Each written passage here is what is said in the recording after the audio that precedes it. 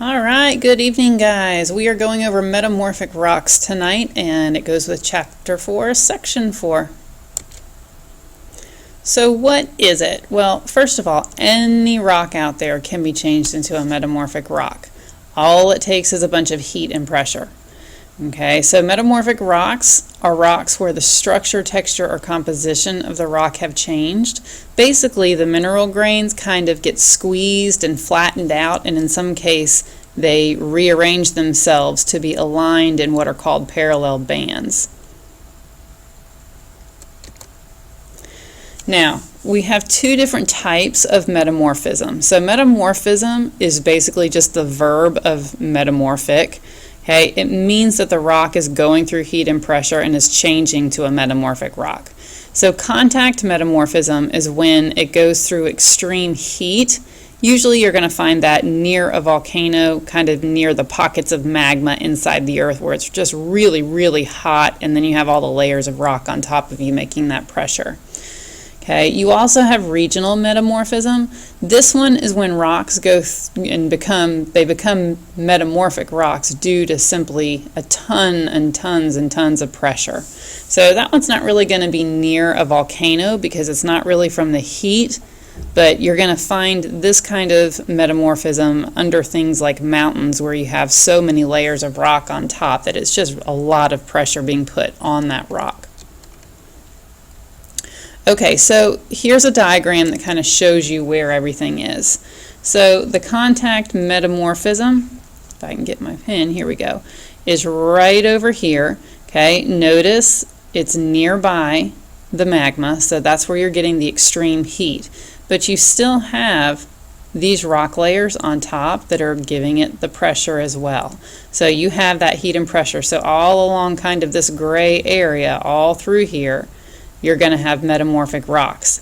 Okay, it's not the magma that's here, okay, but that gray area is cooled rock that's metamorphic rock. Okay, then over here, kind of in this area, you're going to have what's called regional metamorphism. Okay, you have the layers of all those different mountains pushing down on this rock area. So that's extreme, extreme pressure. Okay, so you're far enough away from the magma that you're getting heat from that, but the most of what's making the rock turn to metamorphic is right here with the pressure.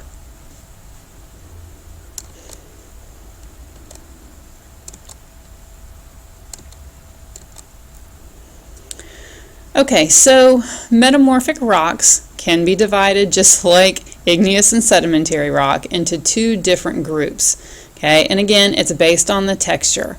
So we have what's called foliated and non-foliated.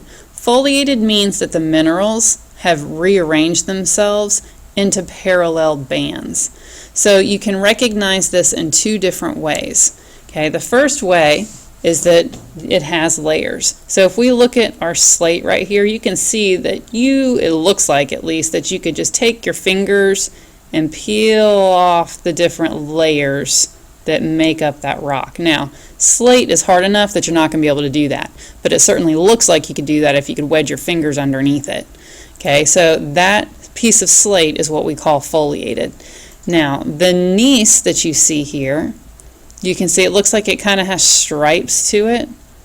Now, it's not that you can peel it off in layers, it's just got stripes. Those stripes make it also foliated. They're called banding. So, foliated metamorphic rocks can either have layers or banding.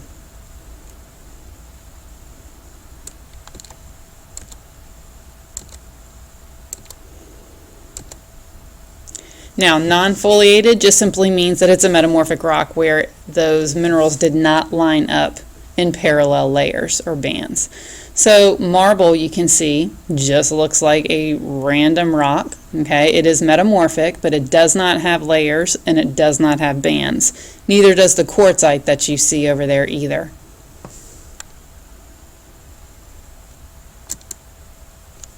So the last thing we're going to look at are metamorphic rock structures. So rocks under a normal day are going to have horizontal layers. Okay, so if we look over here, you see that the layers are all lining up in a nice straight line. Now, These arrows right here show you where the pressure is, so it's pushing them together. And what's going to happen is those rock layers are going to buckle and form that S shape when they form into metamorphic rocks. So over here you can see very clearly those layers, okay, where something squeezed together those rocks and made them buckle and make that S shape.